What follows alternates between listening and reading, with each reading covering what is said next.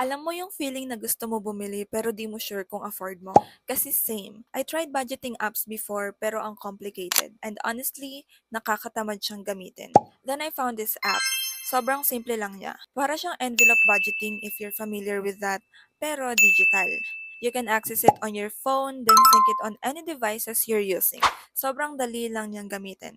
So set mo lang yung monthly allowance mo, hatiin mo into categories like food, rent, shopping, electricity bills, and more. Then you can choose if it's a fixed budget or not. So if it's a fixed budget, automatic na siyang magdededuct sa allowance mo monthly. And kung hindi naman, ilalag mo lang siya sa app every time na may gastos ka. For example, may budget kang 3K per month for online shopping. Then you can log here kung ano yung mga nabili mo and yung prices.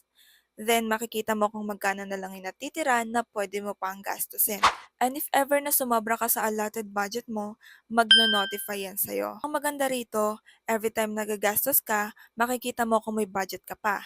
And pag naubos na, wala na, stop ka na talaga. And that is your sign na huwag ka nang gumastos dahil mag-overspend ka na. Honestly, ito yung pinakasimpleng budgeting app na nag-work for me. So if gusto mo rin na ganito kadali, gamitin mo na. Search mo lang sa App Store yung Moneta.